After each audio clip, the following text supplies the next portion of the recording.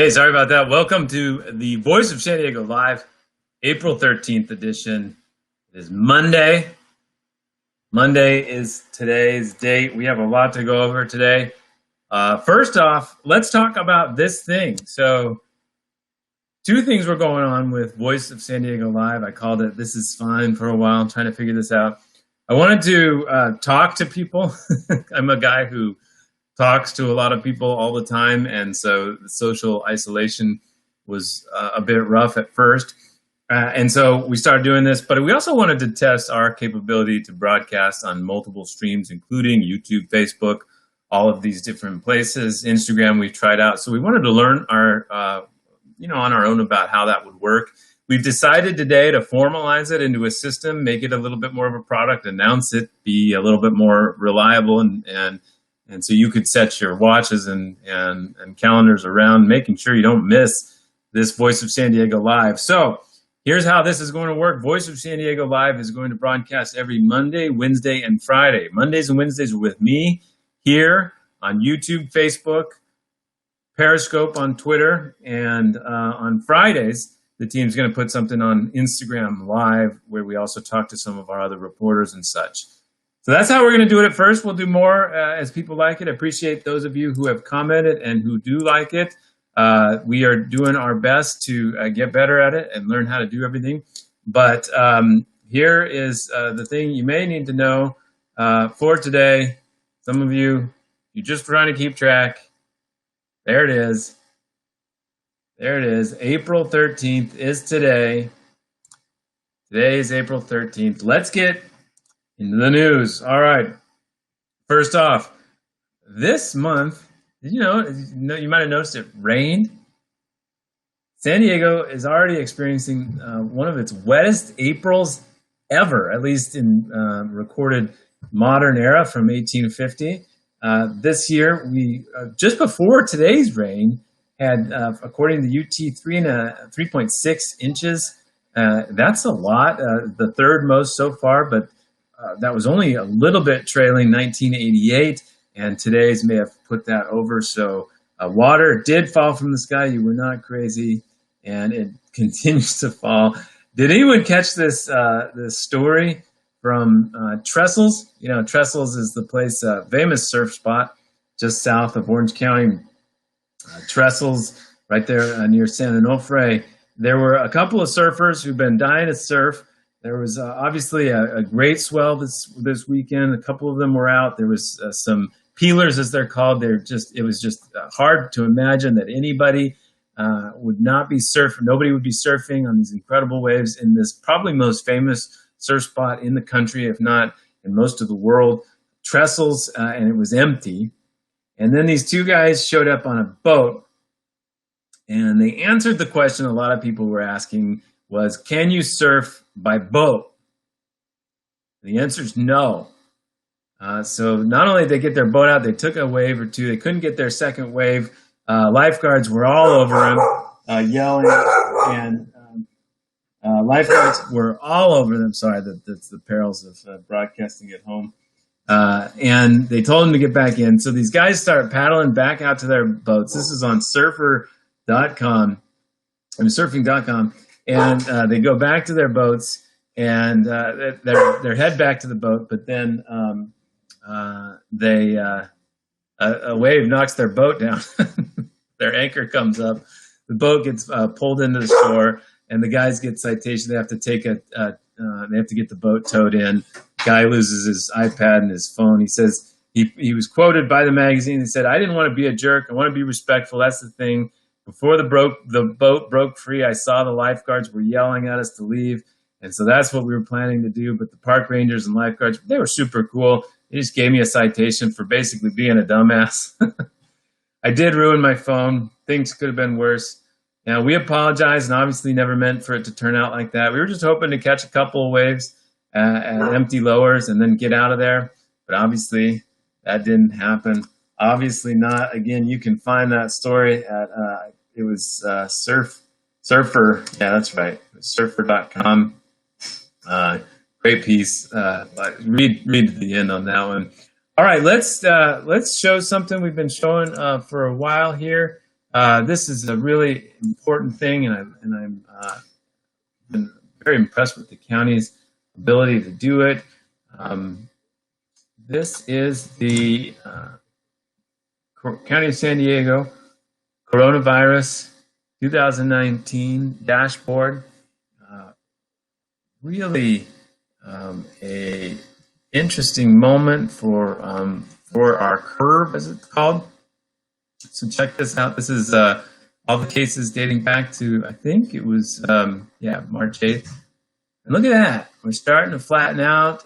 This doesn't include yesterday's total, which was one of the lowest increases yet. And so we're starting to get to that hollow point where we're flattening the curve. And there were no new deaths yesterday, no new deaths.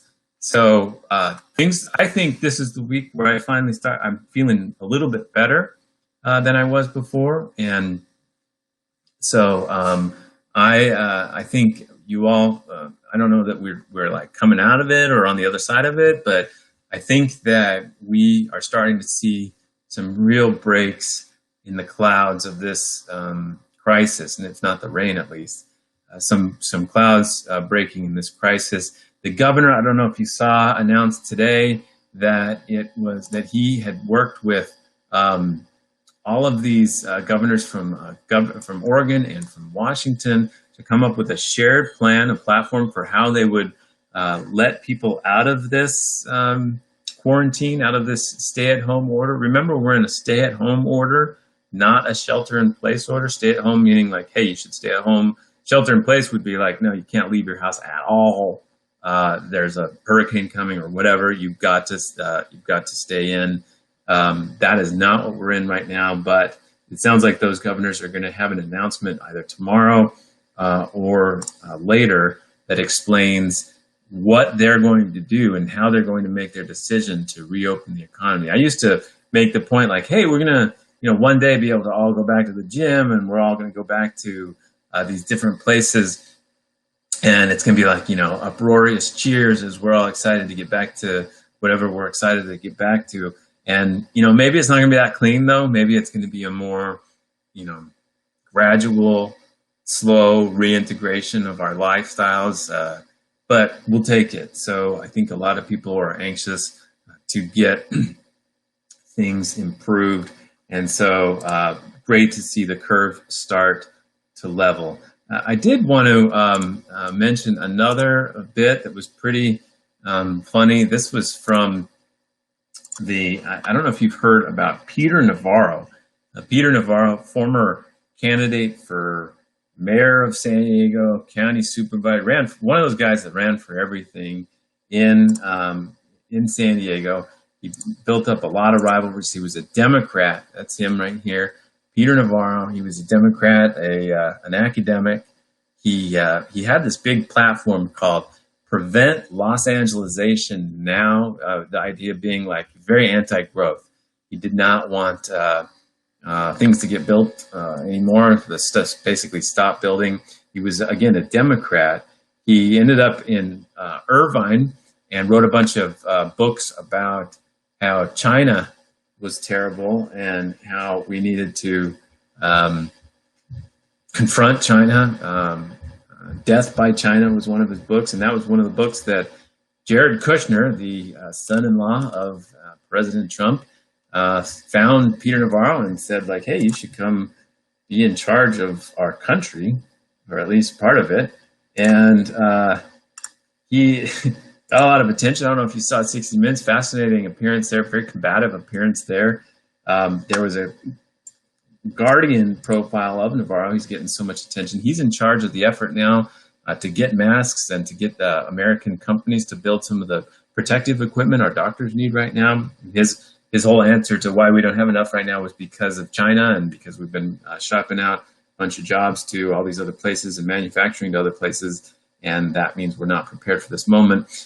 So I was particularly struck by this quote from his former political consultant in San Diego. Again, he ran for everything here. He really had a chance in that mayor's race in the 90s. Famously, one time he was at La Jolla Cove and he swam across the cove, got out, wet from the swim, and had a press conference right there about the environment, big environment advocate.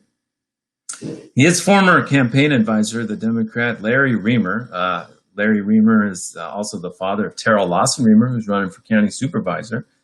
Larry Remer said about Navarro in this Guardian profile, I wouldn't trust him to go to get lunch and come back with everybody's sandwich and drink correctly ordered. I don't know how he could be put in charge of logistics. On one level, it's amusing, but on another level, it's really dangerous. Full defense of Navarro in this situation. I've screwed up people's orders before, so maybe I shouldn't be in charge of logistics of the government's response to a pandemic either, but quite a moment for San Diego's Peter Navarro. All right, let's get into another bit of news. We have been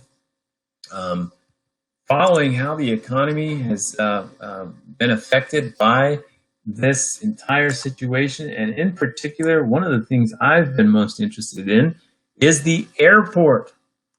The airport, this is Terminal 1 at the airport. Now, if you've been to the airport, you know that there's Terminal 2 and there's Terminal 1, and one of them's nice and one of them is not, and that is Terminal 1. Terminal 1 is set for a complete rehab, complete rebuild, basically. $3 billion. $3 billion. And the thing about this project was they had set it in motion a couple of years ago. Basically, Southwest, which operates out of Terminal 1, was doing really well. The economy has been great. Southwest has been doing great business. And they said, we'd be willing to pay more fees. See, all these airlines pay fees to have these operations at the airport. And Southwest Airlines said, hey, we're doing great. Let's pay more fees and make this a nicer Terminal 1. So the airport said, fantastic.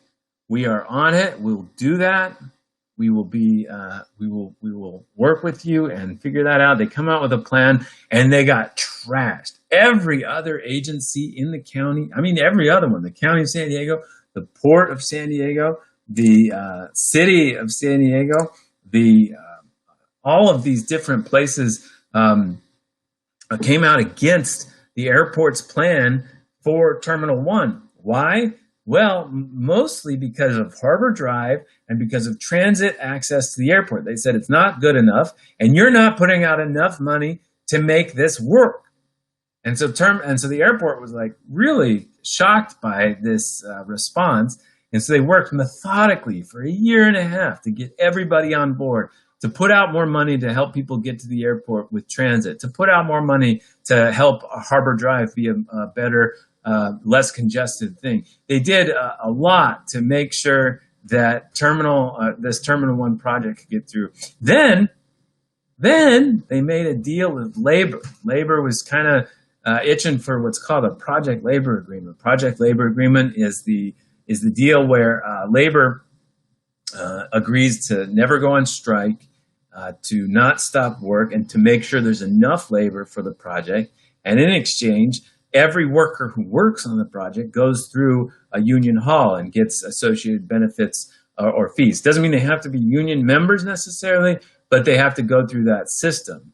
And so the airport, which is overseen by Chairwoman, who's a Republican and has several Republican members of the board, they agreed to this labor deal. A controversial issue. Again, it was one of these major things that these guys went through to try to get Terminal 1 approved. $3 billion. It finally got approved. It finally finished its environmental report. They're just about to do this when a global pandemic hits, and they are stuck with this situation. Now, let's review some of these facts. Fewer passengers mean fewer people to park.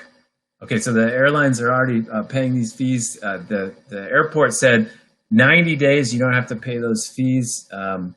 Just a week ago Sunday, 185 out of 409 scheduled takeoffs and landings actually occurred. In other words, the airport was planning on 409 scheduled takeoffs and landings at that time, and only 185 of them occurred. Foot traffic at security checkpoints was down 81% during a recent 7-day period. 81%. Of course, fewer people means fewer parking fees. They're not buying as many bottles of water and snacks at the airport. All of these things have impact on that. Now, the airport had an $853 million reserve, so I think they'll keep operating fine. But they were really circumspect about whether this plan to rebuild Terminal 1 was going forward or not. Our Ashley McGlone did a great report. You can find it at voiceofsandiego.org about the economic situation at the airport authority and about the decisions they're grappling with right now. The airport, again, granted a request from the airlines to delay paying any of the fees they owed for 90 days. So they went from paying so many fees that they thought they could rebuild this entire Terminal 1 to now giving them a break to not pay any fees. So fascinating moment there. Let's look at some of your questions. I work at the airport. It's terrible. Is that the airport? Is that the rain or just the airport itself? It seems like it's a tough one. Are there any agencies that deal in one way with transportation? Are there too many agencies that deal with transportation? MTS, Sandag, NCTD. It's an interesting question. The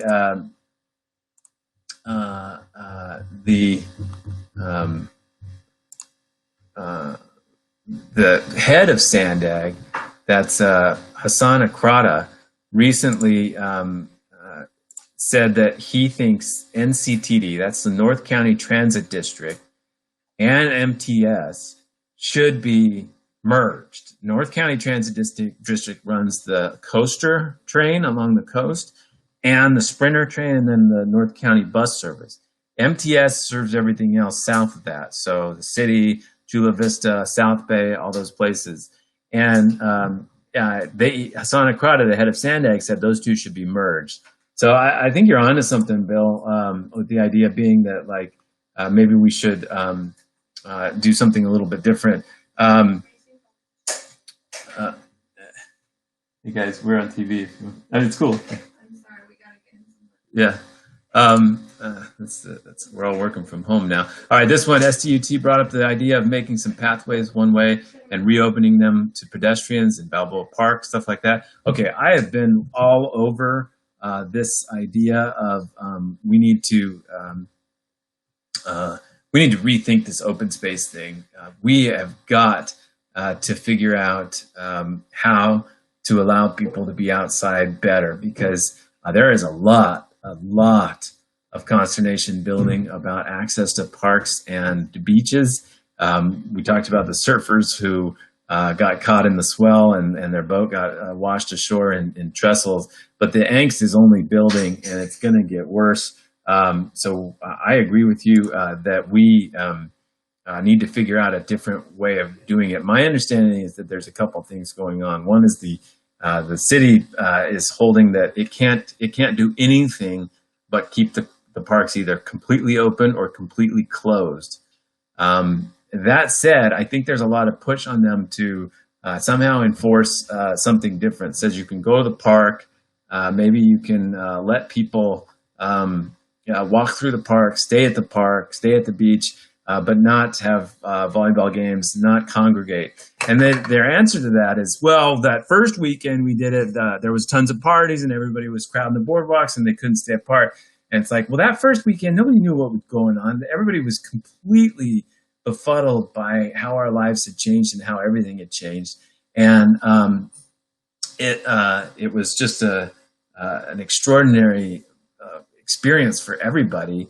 And so to suddenly say like, well, you can never go to a park again was a real, maybe justifiable correction. But now I think there's going to be a lot of pressure on some of these agencies to rethink that and allow us to go to parks. We're one of the only cities that completely blocked off parks. I know I've talked to people in New Orleans. New Orleans crime rate has plummeted, and yet people are respecting the enforcement orders to stay apart, to make sure that they could go to the park and maintain their, get vitamin D. It's important for immunity. It's important for health and our own sanity. Bill says, okay, yeah, so much of the controversy of the airport's Terminal 1 could have been avoided. I don't think it's good that it was, or I don't think that's necessary that it would be avoided, actually. Like, I think it was good that the airport authority had to deal with the controversy about the transportation to it. It implemented, I think, good solutions for Terminal 1 to allow trolleys and transit to have some space there if they are able to make that connection. They found money that they could use to improve Harbor Drive and other places. I think it was healthy that they had to make some amends to make it easier to get to and from the airport. That said, I think a lot in these discussions about these agencies, there are too many different agencies that don't realize that we all are constituents of all of them, that they shouldn't be fighting as intensely for their own piece of the pie. And so I think that's part of what you're expressing is like, we are constituents of all of these agencies, the county, the city, and the airport authority. And so you shouldn't be fighting that intensely about those things. We should be able to work them out. But I do think that the mitigation that they had to take because of that problem was good. It's just too bad that it delayed it so much that a global pandemic may have derailed it. So maybe that's part of the point, is that it didn't need to last that long and we could have been building by now. All right, another development I wanted to discuss. Every week, Andrew Keats and I produce the politics report, comes out every Sunday. This week, we had a bunch of bits of news in there. I really recommend it. Go to voiceofsandiego.org, check out the politics report. In that, we discuss the sales tax increase called Elevate SD. We just mentioned the transit agencies, NCTD, MTS, all these other places, Sandag. Well, MTS, which is the bus and trolley service for the city of San Diego and South Bay and some parts of East County, MTS was pushing forward a plan to raise the sales tax so that they could increase bus frequency and so that they could build some new trolley lines, including perhaps to the airport. That measure was getting a lot of traction. I remember Georgette Gomez, when she was chairwoman of the Metropolitan Transit System, she was for it. Remember Nathan Fletcher took over the chairmanship of MTS. He was for it. They were pushing it. It was called Elevate SD. They'd been around the county asking people, do you want more frequent bus service? Do you want another trolley? What do you want? How would you spend this money? It was going forward, but then the pandemic hit, and now we do not know what is going to happen. They're going to discuss on Thursday whether to continue to push this initiative forward or not and try to get it on the ballot in November. It does not look like they will. This is from our reporting. Andrew Keats did this part. He said, quote, it would now qualify it as a surprise if the measure survives. It's now widely expected, including among those close to MTS leadership, that the board wouldn't move forward with the measure to raise sales taxes to increase bus and trolley frequencies and build new routes, including a trolley connection to the airport. County Supervisor Nathan Fletcher, who was expected to lead the campaign to pass the measure, of course, has now taken a lead role in the county's response to COVID-19. And further, we got another quote from one of the most ardent activists for this tax increase, Colin Parent. He's a La Mesa City Councilman. He said the history is the only times you can get a 2/3 vote. Because remember, this would be a sales tax increase for a specific purpose, put on by a government agency, put on the ballot by a government agency, which means it undoubtedly needs a 2/3 vote to pass. He said history is the only times you can get a 2/3 vote for a transportation measure is the confluence of a presidential election and a good economy. It doesn't look like we'll have a good economy in place, good economic place. We'll be in a good economic place in November. So I think it'd be really challenging to move forward with a transit measure in November. That's Colin Parent. So if the advocates are already shying away and the leadership is gossiping that they won't do it, I think it's pretty easy to bank that the measure to increase sales taxes, to increase bus frequency in the South Bay and the city area, this isn't for the entire county, probably not going to happen. Probably not going to go on the ballot.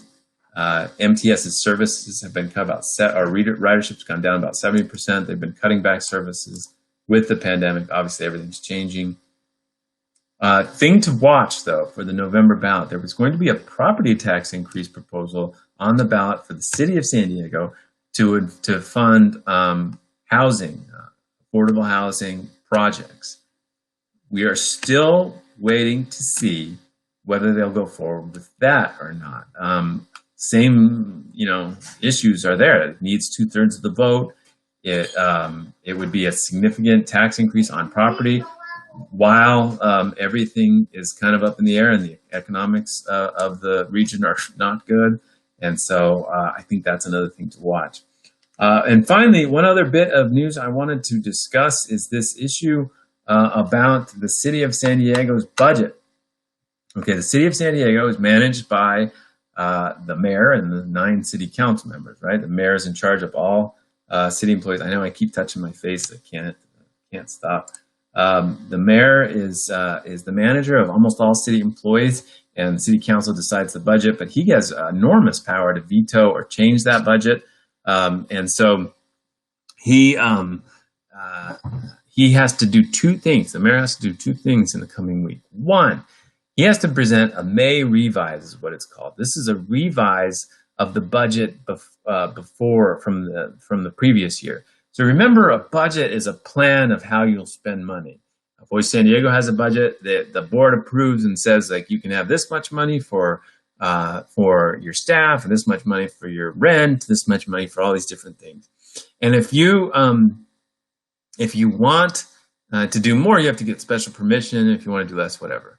And what is happening, the mayor has to put out a revise to the previous plan of the budget that was put out. So he has to say, like, hey, here's how much money, because the plans are all built on how much money you think you'll get over the year based on the economy and all these projections you make. Now, after you actually see the money that has come in, you do a revision. And that revision is due for the current year. And the mayor is already saying he needs to cut $100 million from the current year. It's $100 million that way. That's just for the current year. At the same time, he also has to come up with a new budget plan for the next year, a draft budget that the council can debate about for the coming year. So this is how much money can they put for arts and parks and firefighters and police. Police really want pay increases, and the city employees might need to be paid more for this or that. There's 6 employee unions at the city of San Diego that all want more pay raises or did. And so much of this stuff is happening right now. He has to put that plan together. Well, that plan was going to be something about a month ago, and now it's got to be something entirely different. All those pay raises, everything like that, are going to probably be not going forward. And so it's a significant discussion. And so those 2 things are coming up. And we did some reporting about arts in particular. The city, about a decade ago, made the decision that, I guess it was longer than that maybe, made the decision that 10% of hotel tax revenue, so 10% of the 10% that hotels give to the city when their guests pay their hotel tax bills, 10% of that would go to arts organizations. So there's a commission for arts and culture at the city of San Diego that hands out grants to, like, the operas and other places that hold events that add to the culture. The argument being is they do these events and their culture add to the attractiveness of San Diego as a tourist destination. Thus, they should get some of the tourist tax money so that they can continue to put them on, so forth. It was at about $10 million about 5 years ago, and now it's at about $14.5 million, about an increase of 40% over the last 5 years. But they never reached that 10%. In fact, they're quite a few percent lower than that. But when we were talking to some people about whether, how they're going to handle some of these cuts, Councilman Chris Cate, Republican on the city council, he's one of 2 Republicans, he said, we're going to have to look at things like the arts funding. We're going to have to look at things like the increase in spending we did on enforcing rules about short-term vacation rentals. We're going to have to look at some of these other issues to decide if we can make some major cuts there. So we reported that, and then the arts community wanted us to follow up because they're like, we haven't got anything close to what we were already planned for. You should cut something else, or you should not cut us, or keep that in mind that we still haven't got. We contribute to the culture. Culture drives tourism. We should get some of that tourism money. All those things. Interesting debate. They're trying to preempt some of those cuts. I don't know what's going to happen, but I do know it is going to be brutal. This budget season is going to have major effects on Parks and Rec, on library hours, on arts funding, on some of these extra things that were added over the last few years, plus on basic things like policing and firefighting. I mean, the amount of economic catastrophe that is still winding its way through the system, it starts with the economy shutting down, and then tax receipts getting coming in lower or not coming in at all, and those sorts of things. And so in the next, 3 to 5 months, we're going to start to see some incredible economic consequences of these things. Bottom line is, watch for these debates. It's going to be fascinating to check out. Okay, let's follow up. We saw Kimbra Gonzalez. She said there was a second part to my comment. I hope we consider how narrow sidewalks aren't working out either. As a wheelchair user, I can only social distance as much as someone on the sidewalk with me does. I think, that's a great point. Like you're cutting the parks. You have to let us spread out on these streets, and these sidewalks were already recognized in San Diego to be in rough shape, and that's putting it delicately. And now you're forcing us all onto these sidewalks, and people aren't able to spread out, and so they're running in the street, they're walking in the street. Some people don't have the option to get in the street, and you're not closing off any of the streets or even coning off some of them. So this is a powder keg. I think the mayor needs to get ahead of and figure out a way for us to spread out better. There's 2 points I keep making in all of these discussions.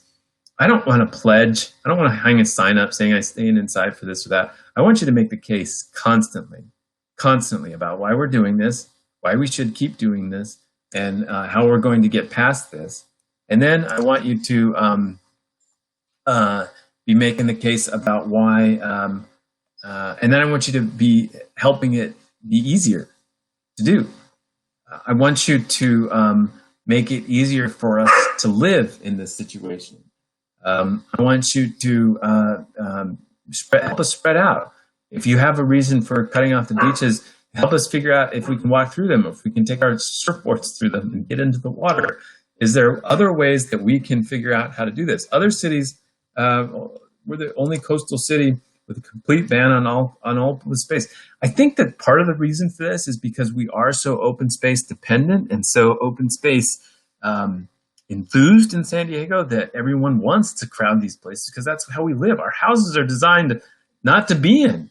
We design our houses to only sleep here, and so we can get out and go out and spread out. And so I think that part of the problem is that there's so much angst and demand to get into these places that we need to, that there's a paranoia at the city that the moment you lift some of these restrictions, they'll just clog it up. But again, I was talking to a friend in New Orleans. They've decided there that even though they're dealing with one of the worst, sort of hotspots of the pandemic, that key to keeping people socially isolated was to allow them to go into open spaces. And they're reporting very low crime rates and people respecting the social distancing. They wall off all the playgrounds and anything, quote, you can touch, but and there's signs saying like, mind the gap, keep your distance from people. But I think that for some reason we've been unwilling to try to figure out a balance. Now the mayor's office says, look, we don't have enough people to enforce these things. I don't think that's the case. I think that you go to PV or you go to some of the other places, you can see cops.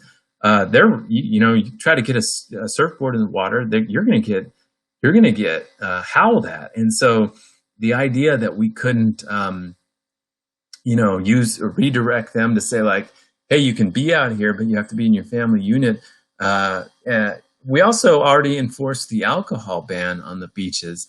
That requires a subjectivity of law enforcement and of people who work the beaches. So apply that similarly to this situation. If you're at a park and you see a bunch of people playing soccer, break it up, give them a citation.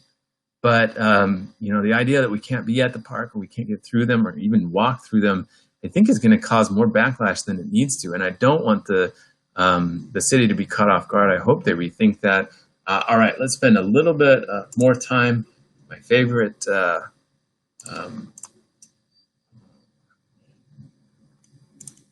with my favorite dashboard. Look at this.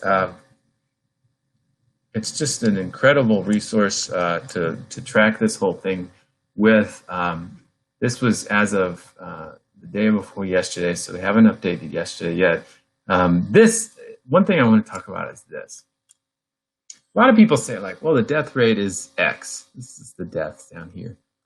Why are we doing everything for so few people? Well, first of all, they're real people. And if somebody was shooting 45 people in town, we would do something about it. But forget that for a second. This is the big number: 415 hospitalized ICU. We're doing all this to keep this number in check. We have 7,000 hospital beds in San Diego. If we let this go all the way up, we would be in a situation where maybe say 50, 70, 100,000 people get it, and then do the math, and you can figure out how many of them end up here, and here in particular. Chula Vista City Councilman Steve Padilla, chair of the Coastal Commission, he ended up here. Will Rodriguez Kennedy, chair of the Democratic Party, he ended up here. Boris Johnson, Prime Minister of Great Britain, the UK, he ended up here. This is the hard part. Keeping people alive is the hard part.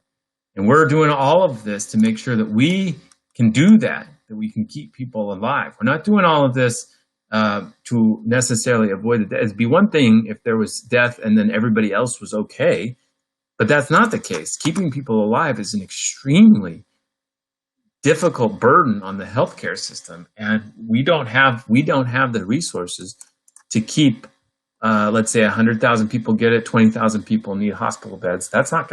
We wouldn't be able to do it. We would have giant tents of people dying, and we'd have county officials trying to decide who gets to die and who gets to live, and we do not want that. So that's why we're going through this, and that is the numbers that we're going to be watching. But look, the first time in a while, I'm starting to see some positive things out there. The curve in San Diego's flattening. California is getting a lot of positive attention for the curve flattening here. We have tremendous unemployment. There's a lot of problems, not to say anything's great, but we're seeing a lot of positive development, and we're getting to something that looks like the other side of this crisis. And I agree with Chewy here, who says freedom will come from testing and tracking.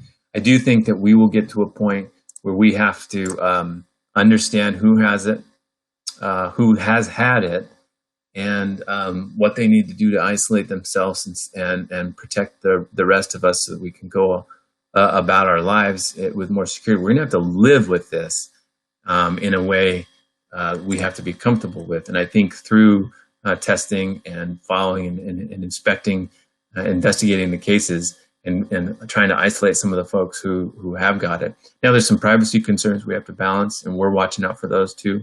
And there's some other issues that we're going to have to balance through this. But living with it is our only option in a way. And I look forward to hearing the governor's plan for reopening. I think he's probably not going to say like, oh, March or May 4th, we're going to open everything back up. He's probably going to say some version of, well, if we see this data turn to this metric, we'll do X thing to reopen the economy. Here's a comment from Rob, says Bill Gates calls for mass surveillance. communist-style draconian measures. Are you okay with this? Well, look, no. I mean, I'm a journalist who has worked a lot to investigate the surveillance issues in San Diego, to follow and hold police accountable. I'm not too excited about a surveillance state or a police state, but I do think the CDC already investigates some of these cases. Investigates where they started, where the person went, who they came in contact with. I don't have a problem with them asking that person questions and finding it out and asking them to isolate themselves. Taiwan has done something similar. They had an outbreak, and then they contained it, and then they had another outbreak because of people going to Taiwan, and they were able to contain that too. So I think we can learn from some of these other countries.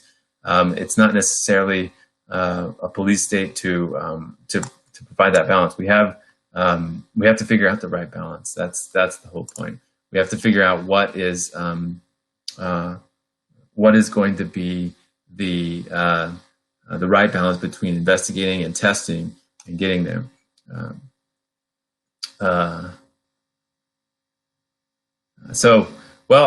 We are going to do this show every Monday and Wednesday. So Mondays will be more about the news of the week, things to follow for the week. And then Wednesday, we're going to dedicate it mostly to your questions and the things you want to talk about. And we will be able to follow and as much of the things as we can answer, we will do. But I think that in those conversations, we'll also get a lot of information from you about what you want to see us investigate. And so we'll be able to get that back. I think we're all going to deal with those kinds of consequences and need to figure out the best way to live with threat. We live with a lot of threats, but we're not comfortable with this threat yet. How do we get comfortable? That's the big question. All right, thanks for everybody for joining, and stay tuned for Wednesday and then Friday on Instagram as well. And let us know what you think. If you like seeing these things, great. And if you think we could do something different, I'm always ears. That's how we get better. Voice San Diego is dedicated to investigating local issues, exclusive San Diego issues. We have our morning report every day that comes out. You should sign up for that. It's a conversational take on what's happened during the day, what we think you should care about, and our own reporting. And then every Friday is our podcast. And every Friday I do the Friday 5 on NBC as well. A few other things, you can check that out, and appreciate you. Go to voiceofsandiego.org. And if you are inclined to support our reporters as they go out and investigate and explain things, please do that at vosd.org/give. And thanks again. We will talk to you on Wednesday.